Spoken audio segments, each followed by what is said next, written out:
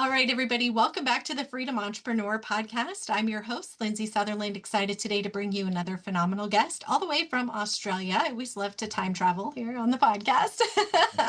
Joining Yes. me today is Matt Raad, who is the founder of eBusiness Institute. And for those of you who are interested in a unique way to get into online business without having to do a lot of the bootstrapping yourself, you're going to want to stick around for today's episode because that's what we're about to talk about. Thanks for joining me here, Matt. Thank you.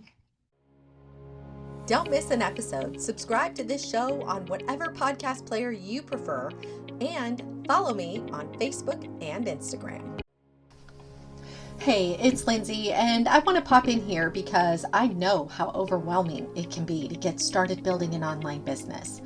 I've even spoken with people who've paid thousands of dollars for help from people who are truly experts in this, and they're still feeling confused about what direction is right for them, or if their idea is even a good one. Listen, you don't have to guess or pray or hope or any of that. There is a way to test the market to ensure your idea is a good one so you can launch with confidence. And that's exactly what I show you in this simple 35-minute video training. I keep it simple because I know you already have so much swirling around in your brain. I'm not here to add more confusion because what you need right now is clarity. And that's what's in store for you in the short training called How to Tell If Your Idea Will Be Profitable. Access the video right now by texting the word freedom to 55444. Stop guessing and start taking strategic action. Text freedom to 55444. All right, back to the show. Awesome. Thanks for having me on, Lindsay. It's great to be here. My pleasure. Absolutely. Well, let's kick it off. Just tell us a little bit about how you guys got into this business to begin with. Yeah, well, I guess like a lot of your listeners, we were always looking for freedom in our lives. So when I say we, my wife is my business partner on this journey. We've been in business together for over 30 years now, and we met, Lindsay, would you believe, studying zoology at uni. So we were literally studying red kangaroos. We were going to be the world's expert in those. We're both from the country, and we thought being zoologists would give us freedom so we could live out in the country, but it was so far from the truth that it was just not funny. You're working for the government. Typically, if you're a zoologist, you're always scrabbling for money, and that was not freedom for us. So we found a very unique way to get freedom, and that's through buying and selling businesses. That's all we've ever done. We've never had a job. We quit zoology completely to buy our first business. And I know it sounds really unusual jump, but actually for me personally, it wasn't. As a kid, I loved business, but no one in my family were business people. And I always wanted to get into a business. So when Liz met me and we realized we both wanted this freedom to live in the country and I wanted to make lots of money as well, um, I she was on board 100%. It was absolutely fantastic. And we made all the mistakes. We bought a small manufacturing business and we got given the wrong advice by an accountant because we didn't know what we're doing. We were in a country town. The accountant was a country town accountant, and I think we just went on a journey ever since then to learn how to do proper due diligence on businesses. We were able, and we had to learn. We realized we made so many mistakes. We had to learn off mentors. So we found other very successful business people. And like your listeners listening to these podcasts, in those days, you physically go and hang out with these people and talk to them. And that's been our journey. And to this day, that's why we love teaching people how to do proper due diligence on any kind of business. We were also brokers. But what happened, what changed for us, maybe like a lot of your listeners, is kids came along. So this Mm. was in the early 2000s.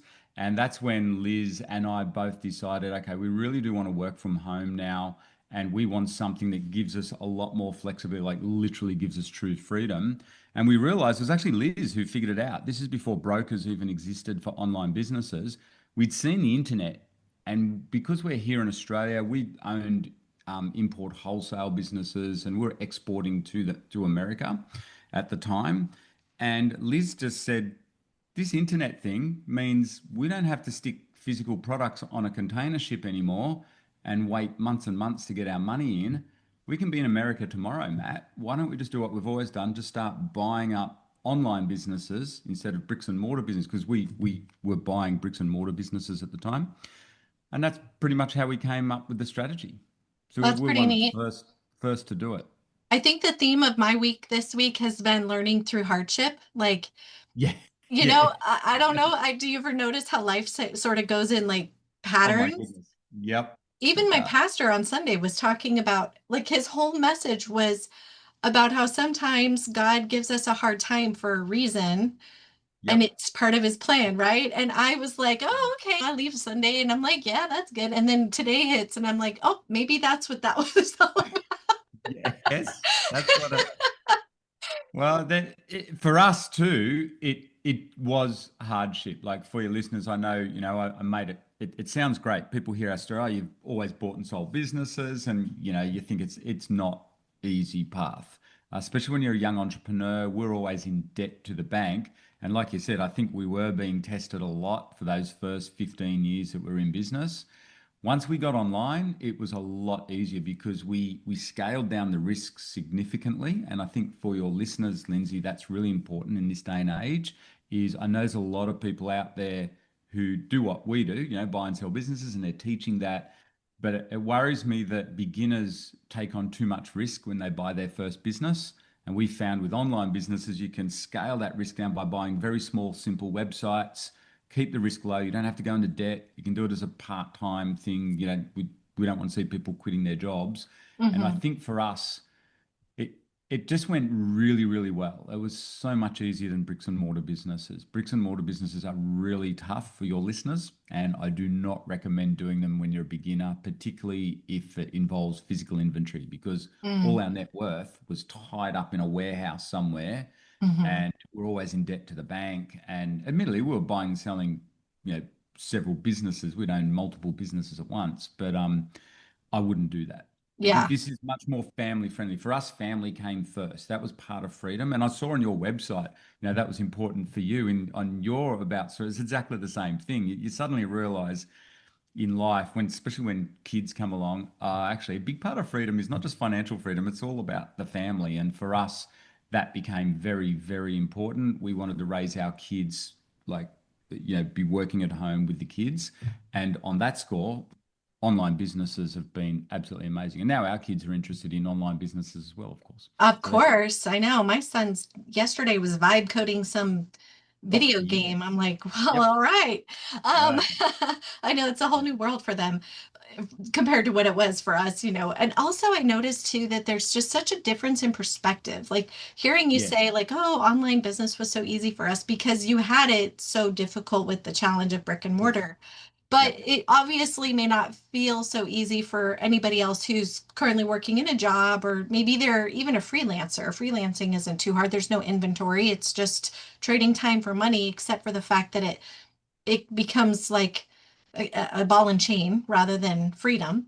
Yep. So what are some of the, I guess, challenges people might or should think about before they jump into buying a business online, an online business? An online business. I think the biggest challenge is the learning curve. It's like is it Tony Robbins? No, Jim Rohn actually originally said it. Most people, what is it? Overestimate what they can achieve in a year and vastly underestimate what they can achieve in 10 years. And I think it, not that it takes 10 years, but that's the thing we've observed. People think and they see all these online businesses and they see our clients getting really big success, but I think people overestimate what they can achieve in a year because life is so much more busier now.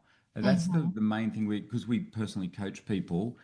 People are under a lot of pressure. So in terms of like not I'm not talking money wise, I'm talking time wise. There's a family pressures, there's work pressures, the people we work with are typically working 5 till 9. They're not the 9 to 5ers. They work big long hours, they're high achievers. So trying to fit that in with a new skill of going online, it is a completely new skill for most people. To earn money online is a very unique situation. It's quite different to normal businesses. There's still basic business principles. Most of our clients don't come from a business background, so they've got that as well to learn. So there's a big learning hump. And then the other thing is, I think that if talking of challenges first, is learning the digital skills and understanding. Again, it's learning how the environment works, how you can monetize websites. There's so many different ways you can make money online, but you need to learn the foundations first. So for anyone listening, that's my number one bit of advice. Just learn the very basics, like learn how to build a website. That pretty much puts you ahead of 90% of people on the planet straight away. It's a very easy skill to learn these days. And that way, that's where we start everyone. Just learn how to build a simple, basic website. At least then you understand how things go together, and then you can start outsourcing if you need to from there. Hmm. And it is true because I still see like a lot of website builders charging, 3,500 and Yeah. up. I mean, 30,000, this, it's a really interesting market. Yep. There's no, it's not like, if you're going to go buy a book, I mean, the book pretty much is the same price anywhere you go, maybe a few dollar Yeah. changes. Like website Yep. building, you can find them all over, like range wise. It's interesting. So investing in that, it's definitely a skill. You are going to want to learn how to manage your site anyway, because at Yep. some point you're going to want to jump in and make a change and not screw it up. Yeah. And you need to know how to outsource at some point if you want freedom and you want to leverage this, because you can have these websites working for you while you sleep, right? But Hmm. you still need a team of some kind to be maybe not working on it full time or anything, even just once a month, but you need to know what they're doing. And we're very practical, hands-on people. And we had to learn all this stuff ourselves. Like Liz had to learn how I'm not good with computers, whereas Liz is, and she learned how to hand code websites back on in any listeners a bit more advanced would know that the program Dreamweaver, and that was a lot of hard work. And she Hmm. can program with HTML and all that sort of stuff. Thankfully, you don't have to do that anymore. But that's the other thing that was Lindsay, when we first got online, that was the main thing that held us back. We put off going online for 2 years because we were scared of the technical side. And then in the end, we just kept watching it for so long. And we could see we had some friends that made a lot of money online. And we realized the online space is perfect for what we do because we're all about owning a portfolio. So we've never been big in the real estate thing. Instead of owning a portfolio of real estate, we've owned a portfolio of businesses. So when we got online, that was our immediate goal is to own multiple websites in certain niches. Hmm. And it worked really well. And the great thing is too, for your listeners, just an inside tip for where you get started. If you want to start buying websites, what we recommend is you don't have to be an expert in these niches, but we go into what we call passion niches where people are really interested in, learning gardening or learning how to play guitar or golf or crafting. We've done a lot in the crafting space. Homesteading is absolutely huge. Just those sort of neat, tight niches where there's a loyal following where you can get big. Because in this day and age of AI, it's really, really important that we're presenting real information that's useful to people. So we find Hmm. passion niches still to this day work really well. And that, Honestly, that makes sense because that's also what's working on podcasts and YouTube channels. yeah, You know, that's it. Yep, the same thing. nicher you go, the better you flow. Yep. I don't know, like I'll make a Yeah, yeah, rhyme out of it, yeah. but it's true. And I think people get bored. I found that, in the beginning, I thought, oh well, I love this and I love that. Even my podcast originally was the Passive Income Examiner. And I thought Yeah, this was a great idea. Oh my gosh, everybody yeah, wants passive income. Well, I didn't realize there's real estate, there's online business, there's, yeah, all these different ways of doing it. And I wasn't as yeah, niche down as I thought. And so just over the years of just kind of like you figure it out as you go. It reminds me of that game yep, like Plinko where the little thing just drops yeah, down until you finally land on your, yeah. your It is a final bit. landing place.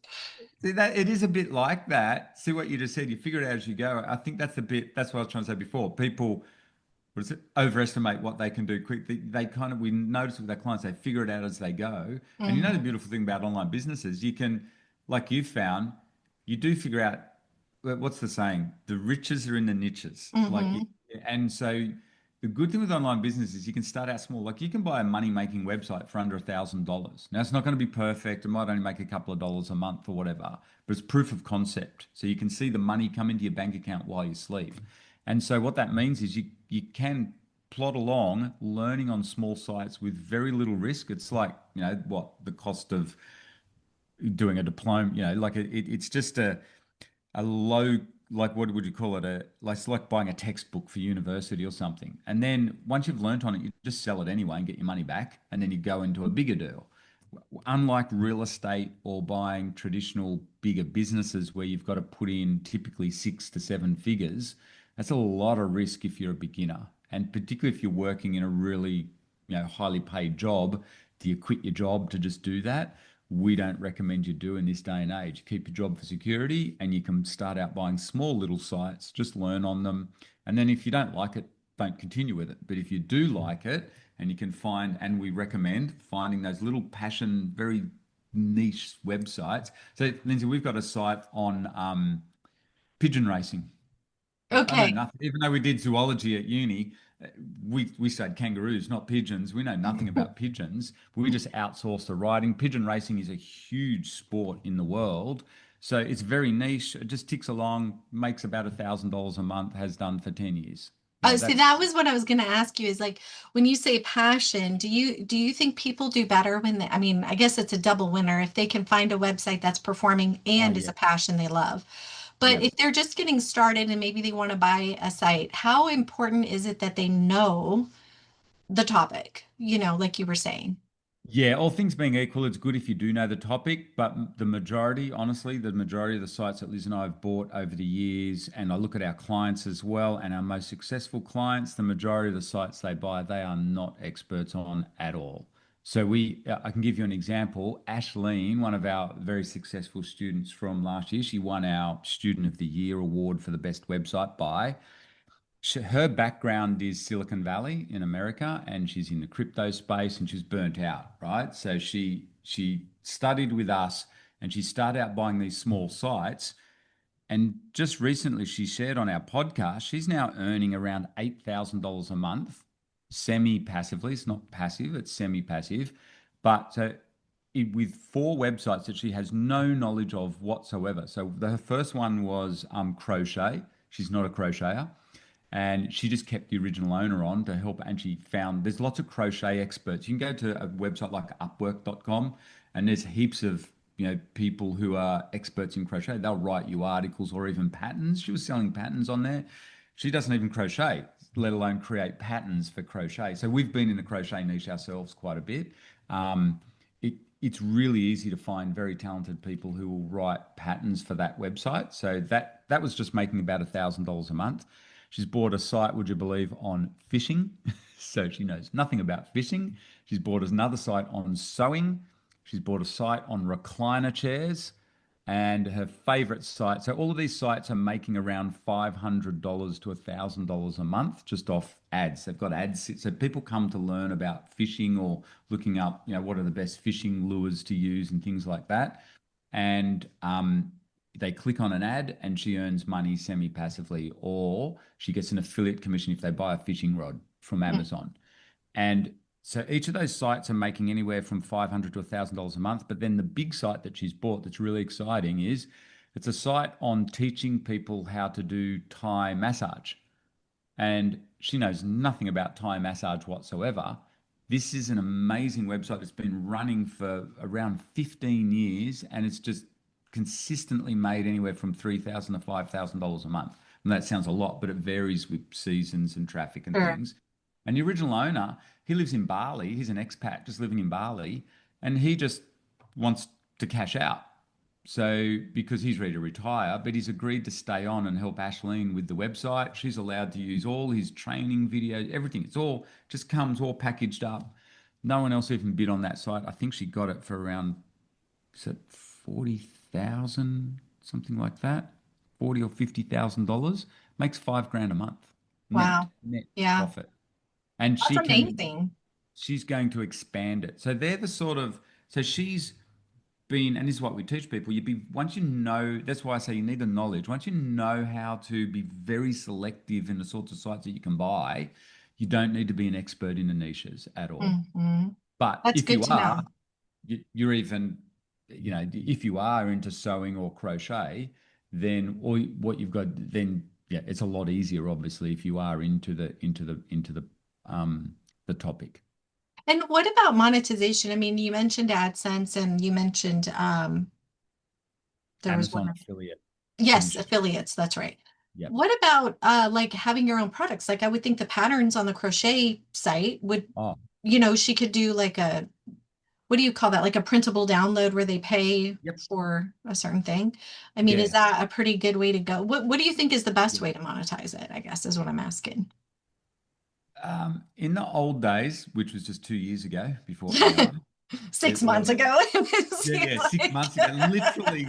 Well, I was like in the old days, I'd say like to say a year ago, Yeah. it was definitely our favorite ways were AdSense and affiliate commissions, not just off Amazon, but so for your listeners, if you don't know what an affiliate commission is, someone clicks, say you review a fishing rod on a website and you say you can buy it here at Amazon or Walmart.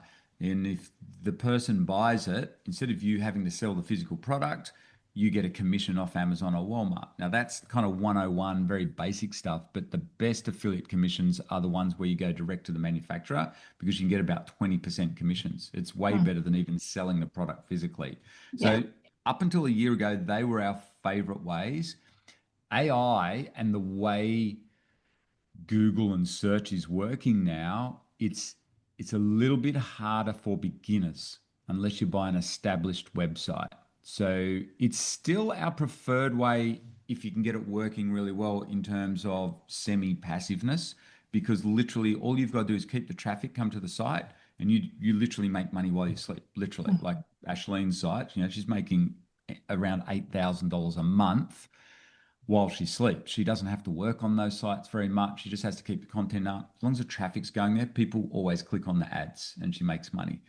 But the other way that we love monetizing sites now in this day and age of AI, big tip for any listeners, particularly any of you who are a bit more advanced or have a bit of knowledge, is email list is really, really worthwhile. So for Ashleen's website that she bought with that Thai massage, teaching people how to do Thai massage, just the email list alone, because it's got a community and Mhm. you can sell other things to people. So you can do there's so much you can do with an email list now, or a good following on Facebook can be similar, or social media. But an email list is hugely valuable because you can do all sorts of either affiliate offers or another favorite way to monetize now is direct sponsorship. So, Lindsay, traffic now, because it's can be so niche, is hugely valuable in this day and Mhm. age of AI. I Potentially even understand. yeah, potentially even more valuable than people realize than, say, a year or two ago.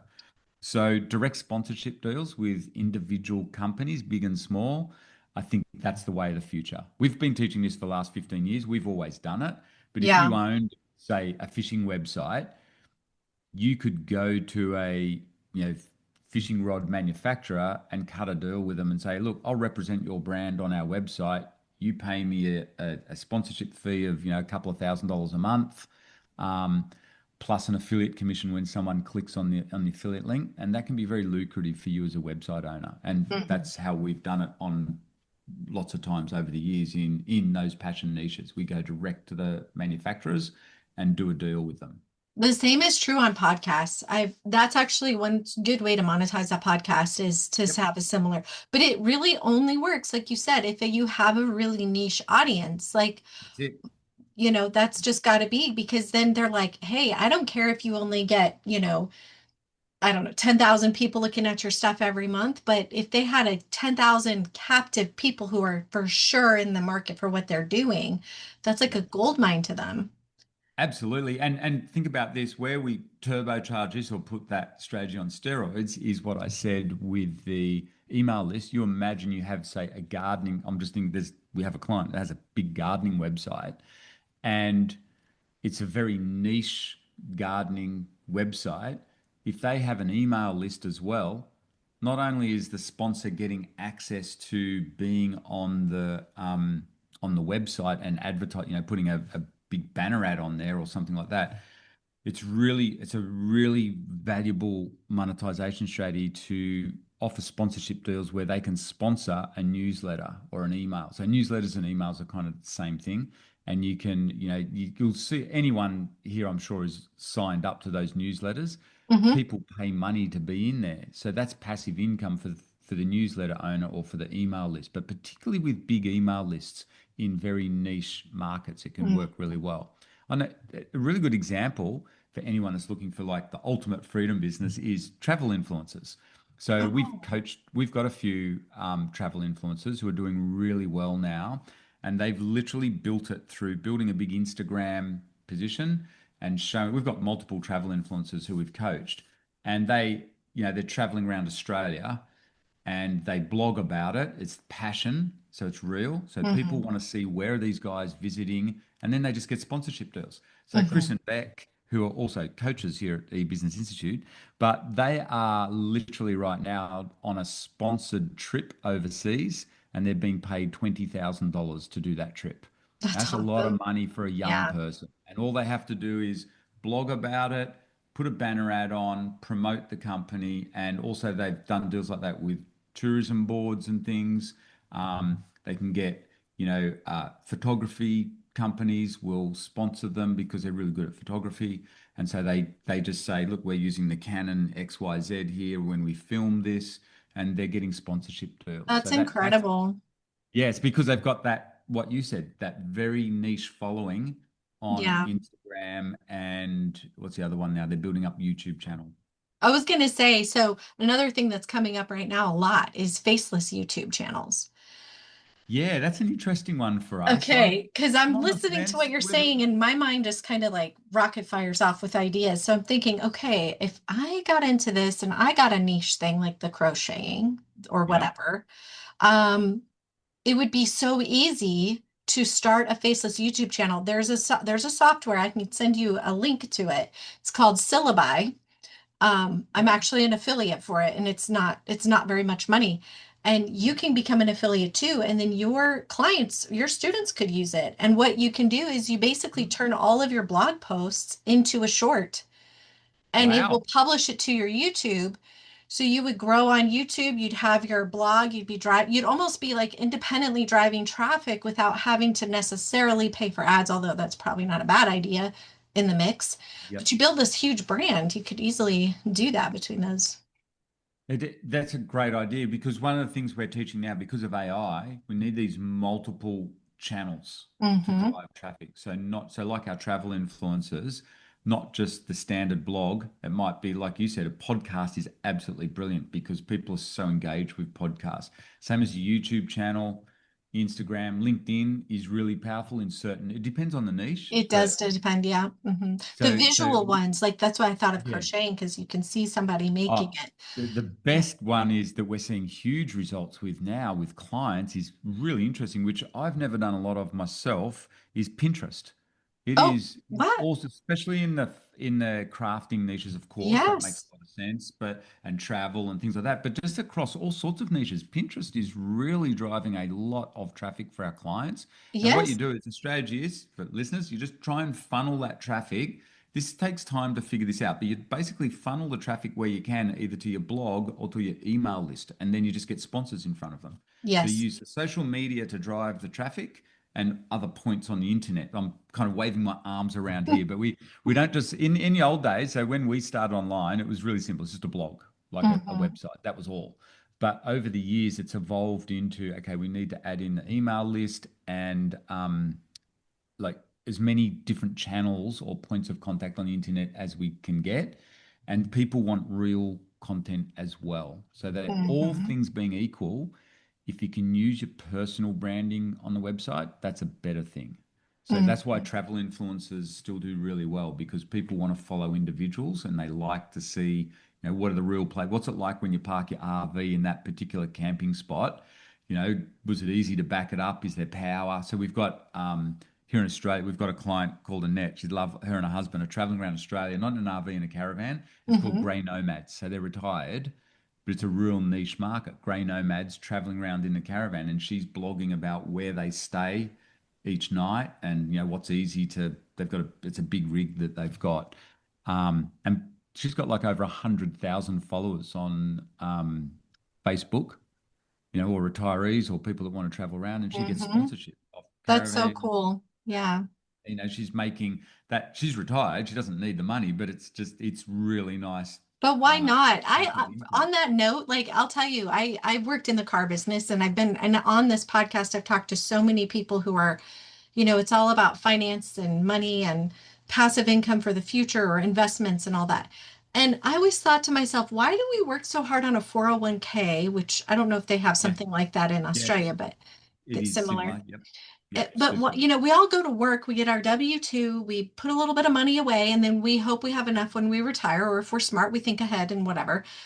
But why not just build up assets that pay you so that Absolutely. you have the money coming in? You don't have to worry about it. You're not going to. So what if Social Security goes away or whatever in the Yeah. States? It's like you don't, if you're Yep. not reliant upon it, or you do get injured or whatever, and you have something that can be easy enough that you could do even from a medical bed if you could, something simple like that. I think it's a great future proofing way to build a business. And I don't think AI is going to take it away too much. What I think No. is going to happen is it's going to get saturated for sure. So brands that start now and build up, like we're talking about, like this web of the brand, right? You've got your Yeah. socials and your email and your YouTube and whatever. Yeah. Those types of things will be ahead of the game. And then pretty soon, I mean, right now there's this AEO. I don't know. Have you heard of that? Yeah. It's like AI, it's like search engine optimization, but it's Oh, AI optimization. yeah. Yeah. Yeah. Yeah. We Okay. do a lot of it. Yeah. Okay. It's So, I mean, I it's know that right now that's like a real niche thing and there's a lot, but it's going yep. to evolve. I really think that it's It going to is. get to the point where you could have a YouTube, just like Google shows us, like Pinterest will show up on Google when you do Yep. a search, and so does YouTube. And I think that all of that is going to show up in AI just a little differently. It's all going to evolve into something, but I don't see it going away, is my point. Like it's a good No. way path forward, what you're talking about. And I think what we're seeing and what we're saying to our clients and for your listeners' sake is, like you just said, it's going to come to the branding. People will follow very niche. So, okay, the clicks have changed with standard search engine like Google, but exactly what you said, it's all going to be conglomerated by AI anyway, but people will follow the equivalent of their gurus, but we can all be little mini gurus in our space. So if you're really good at traveling around in an RV, you should blog about it and create a, a, a social media space and an online presence around it. And no matter what field you're in, if you're into crochet or whatever, people follow people and Mhm. they want that real experience. That's what they're looking for. And by the way, that's what Google's always wanted to present anyway, real experience. They don't want the fake stuff. So that's where there's a massive opportunity here with AI. So AI, on the one hand, has changed a few things and made it challenging, but on the other hand, it's enabled the people who are smart with AI. Gosh, it's so much quicker and easier now. Our team size has reduced. So producing some of the content we used to do across some of our sites, take a team of six realistically on some of the bigger stuff. Now it's just down to me and one other and AI. It's so much Mhm. easier, and we're just hitting a button and everything's just automated. And that's about to, AI doubles every 6 months. So for your listeners, for some of you, that's going to be a scary thought, but you need to be prepped now. And it's exactly like what you're doing, Lindsay. I'm going to come back to something you just said before. We're really, really passionate about this. I don't think you have a choice in this day and age, whether it's through online business or whatever. You need a side hustle of some kind. The Mhm. security's not there in jobs that it used to be. Plus, people are underpaid now, even if they're working the massive hours. Yet there is no downside to starting a little side hustle at all. Okay, Mhm. you might have to sleep a little bit less and do some extra work in on the weekend or whatever, but it's definitely worth it in this day and age. Whether or not it's an online business doesn't matter. Uh, we're saying to all our kids, all young people, because the world is changing and it's about to rapidly change in the next 12 months, but in a good Mhm. way for those that know how to use it. AI is going to enable a lot of things. I wouldn't just stick to a traditional career as well. I'm not giving financial advice, but in this day and Personal age, experience and personal foresight. experience, yeah, yeah, just experience of, well, all my friends are, business owners.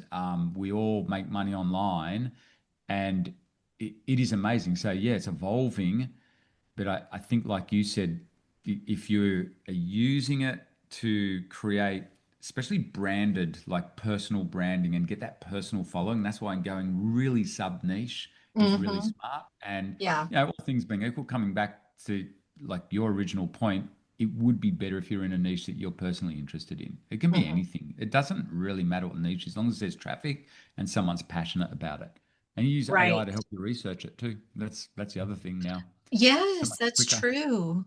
I didn't think of that. It's funny, I use AI every day, but yet there's always still something new I didn't think of that I could use it for. One more Yeah, thing. for us, it's really handy for researching these niches. So if I want to learn about the gardening niche, or I wanted like Ashleen, she just did all her research on that Thai massage instructional website. Just Hmm. AI, just get it to tell you everything about it. You can That's do full due interesting. diligence with AI now. Well, you know what else I'm hearing you say? This is like a trend I'm seeing with the just listening to the niches and the different things that you guys are talking about. Here's what I'm noticing a pattern. People, the places that are successful are serving people who are the DIY version of whatever it is, right? So if they want to learn Thai massage, it's because they want to learn it maybe for themselves, or they're Yep. thinking about getting a degree Yep. or something like that, a certification. Traveling, they want to have their own personal experience. Crocheting, they want to crochet something. And Yeah. so, what you're doing when you're online spaces and fishing, same thing. Everybody, you don't, Yep. you don't go buy a fishing course. You read it on blogs. Like that's the kind Yeah. of thing. So think about your topic and what could you do that serves an audience of people who need to figure something out on their own. And really, that's what you're doing. It sounds like it pretty much what you're Yep. talking about. That's actually how we've always made money online. So we were really lucky when we first got online. We learned and figured out back then in particular, the internet was primarily there. People use the internet to answer questions. Hmm. And we just learned, remember Zig Ziglar? Yeah. From yeah, he used to say, the more people you help, the more money you'll make. And we realized the internet lets us help a lot of people while we sleep. From here in Australia, we can be in America the very next day helping lots of people, when they search up to answer questions. So we've never done the entertainment thing, funny cat videos and stuff. It's always been about answering questions. How Hmm. do I get fit? How do I? So health, wealth, and happiness is where we just started. Yeah. Any of those three niches will make you money online. So Yeah. how do you get fit? How do you lose weight? Or how do you get wealthy? How do you make more money? Or happiness is passion niches. Like how do I crochet what I want, or how do I learn to play guitar? And that's served us really well. And I think even in this day and age, it still stands true. Most people, the way we make money is by answering questions online and helping people. And so Hmm. if you're naturally empathetic, it's actually a lot easier for you to do research and figure out where you're helping people. So Sure. you just start looking around online. I think for your listeners too, hopefully after listening to this interview, maybe you go and look at some of these gardening sites that you're on, or the travel sites, and start paying attention to how are they making money? Oh wow, there's those ads. Okay, yeah, these guys are probably making way more money than you realize. That's the Hmm. other thing that was really surprising to us and our clients when you first figure this out. You suddenly realize these really basic looking websites, they're often making the owners $10,000 a month. You'd have no idea. I do know, and you're right. And I look at it and I think, how? This is like a Yeah. 1995 website, Yep. like, I don't know. They It are just, they but still make lots of money. yes. Well, and it's funny too, because a lot of the people that the demographic that has the money, right, is an Yep. older demographic and they're used to seeing Yeah. that. They get That's confused true. on these newer sites Yeah. anyway. Like Yeah, I'm that's thinking of true. my husband, bless him, but he gets and what drives me crazy is like when I go to recipe sites or yeah, Oh, now, and they're just cluttered with ads. I'm like, just give me to yep. the recipe. So you definitely want to have a happy medium there for Yes. sure. Yeah. Recipe sites are really interesting. So we used to tell our clients to avoid them as a beginner, and possibly that is still my advice, because they are a lot more work to make. They're not quite as passive. They're a lot of work to make lots of money. But in recent years, it's really interesting. We know all the top website brokers in the world, and they presented our events. And one of them said to me, Matt, I'm going to pull you up on that one. He said to our whole audience, if you can get recipe sites going well, please come and speak to me, because they've seen a record number of straightforward recipe sites selling for seven figures. These are in the millions. And he said, I'm sitting here right now, Matt. I just sold a paleo website for, I think it was 5 million or something. He Oh wasn't allowed to my. say what one it was. And he goes, you will not, it's just this lovely lady. She's owned it for 10 years. She just blogs about paleo recipes and it sold straight away for cash. So recipe sites, I still don't think they're great for beginners, but it's funny you mentioned that, when you get to them. And that's why, Lindsay, you see so many ads on there. They're making heaps of money off them. If they've Yeah. got because they get a following and they get lots of traffic, it's Mm-hmm. so that's a really good example for your listeners when you think about it, because it's so obvious how they're making money. That's the sort of thing we want people to do. Start paying attention to how all your favorite websites are actually being monetized. Mm-hmm. And recipe sites are a really good one. Okay, I got a question. I'm just thinking of time and I want to be respectful of your time too, but two questions for you Yep. before we wrap up. Number one is you mentioned an email site, like managing emails. Do you keep a separate CRM account for each brand? Yes. Yep. Very much so. Okay. Yep. I was wondering about that because I thought, man, that's got to be a lot of management, right? And remembering to Um, do your emails and get them all out there and like that kind of thing. Okay. A lot of that's automated though. That's what the CRM helps you do. And now these days we're automating everything with AI. It's all Mm-hmm. next level now. It is so much easier. We just use a program called Make, and it's an easy one. There's N8N, which is another one for any advanced listeners. But you can, I think within a year, it's going to become even easier. But yes, we use a separate CRM. There's lots you can start out with. MailChimp's probably the easiest for beginners, or Aweber. We still use Aweber to this day. But Aweber is good for RSS feeds, that's for sure. yeah. Oh, it's Um, great for simple mail management and stuff. mm-hmm, Yeah. mm-hmm. Ontoport's a classic. Yeah. HubSpot's way more expensive. I wouldn't recommend that for beginners. But yeah, Hmm. MailChimp or Aweber for beginners is the easiest. Very interesting. Okay. Then my other question is where would somebody go to actually buy a website? Yep, easy. All the brokers, there's heaps of them. We've got an article, 24 places to buy websites, but the main one for beginners is flipper.com. It's actually headquartered here in Australia. That's not why I recommend it, though. We know them really well. We know all the brokers really well. But the reason I recommend Flipper for beginners is because they have websites under $5,000 that you can buy to learn on. So, Hmm. and they offer, if you go to Flipper, you can kind of start to learn, you can reverse engineer websites. So they show all the numbers and everything, but don't go on the Flipper and buy a big website. They sound amazing. You still need to learn how to do your own due diligence. But Flipper's great.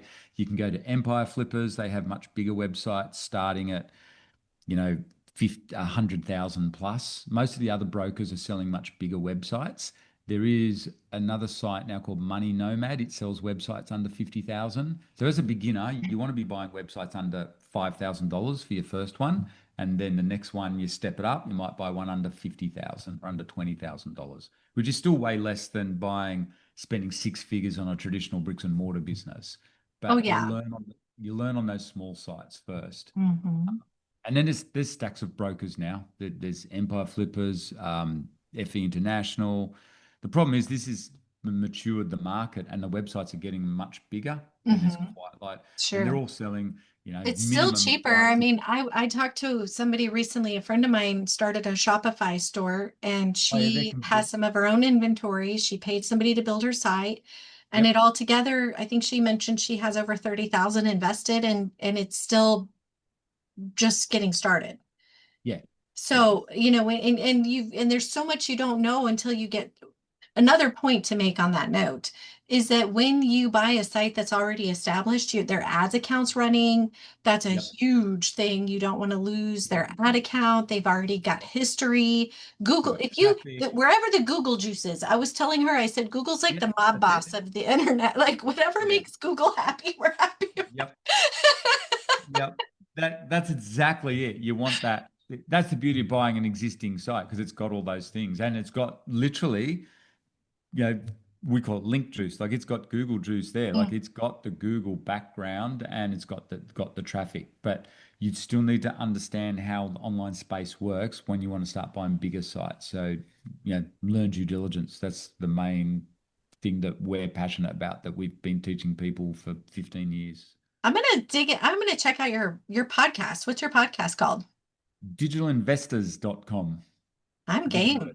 investors. Yeah. You've excited me. I'm like The Digital Investor Show. Yeah, you'll see heaps. You can see Ashleen's interview there. It's a really cool one. It's been very popular. Like, we go through the whole strategy of what she's done to buy the website.